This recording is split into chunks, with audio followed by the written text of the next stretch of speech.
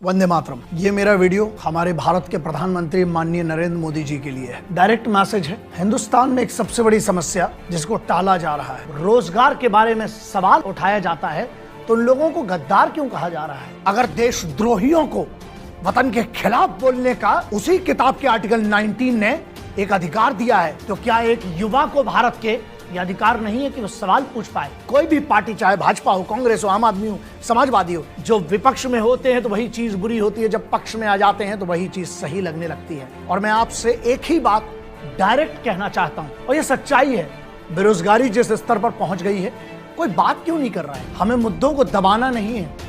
अगर ये मुद्दे दबाए गए तो आगे चलकर ये बहुत बड़ी देश की समस्या हो जाएगी। लेकिन ध्यान रखिएगा मोदी साहब, कहां पर गलतियां हो रही हैं? एग्जाम करवा दिए जाते हैं। एग्जाम क्यों? प्रेशर में पैसा ले लिया जाता है। उन गरीब बच्चों से कहां से आकर वो एग्जाम देते हैं। अब वो सरकारी एग्जाम अगर करवाए जाते हैं तो सबसे बड़ा मुद्दा है कि उनके रिजल्ट क्यों नहीं दिए जाते हैं। और अगर ये रिजल्ट नहीं दिए जा रहे हैं तो आप क्यों नहीं डंडा चलाते हैं?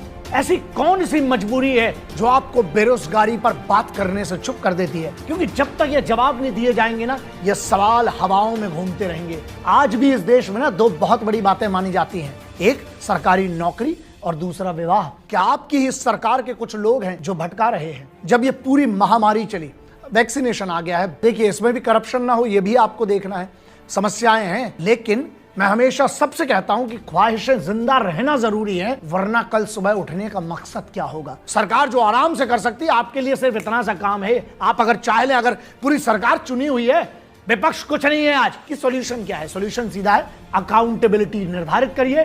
जो इसके लिए जिम्मेदार हो, इसको जो भी इसमें करप्शन हो रहा है उसके लिए जो जिम्मेदार हो, उठाकर नया कानून बनाइए, उसको करप्शन में सीधे अंदर डालिए। अब मेरा मैसेज उन युवाओं के लिए है, मानसिकता है इस देश में ना, वो बदलना पड़ेगी। जब तक इस देश में ये दो वाक्य जिंदा रहेंगे ना, ये देश कभी तरक्की नहीं करेगा। एक, बने रहो लुल्ल और पेमेंट पाओ फुल, जो सरकारी लोग कई लोग कहते हैं, और दूसरा, बने रहो पगला, काम करेगा अगला।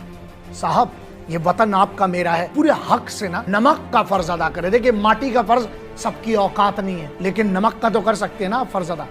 तो जो भी ये यूथ है उसके लिए ये मैसेज है, आप प्राइवेट काम में क्यों नहीं जाते हैं? लाखों करोड़ों ऐसे काम है जहां आप अपना घर चला सकते हैं। जंगल में कोई किसी को खाना बना के नहीं देता, और ये लोग नाकारे होते हैं जो कहते हैं हमें काम नहीं मिल रहा है। ऐसा है, मुझे पता है काम छूटे हैं लोगों के, लेकिन भूखा नहीं मरे हैं लोग। आपको जो काम मिले यार, छोटा बड़ा सब काम, भारत के कानून के खिलाफ नहीं है जो काम आप करिए। किसने रोका है? इस देश की अगर बात करें, दुनिया की सबसे अमीर जो लोग हैं ना, वो सब प्राइवेट लोग हैं। सरकार को दोष देना और उसको गालियां बकना ये भी गलत है।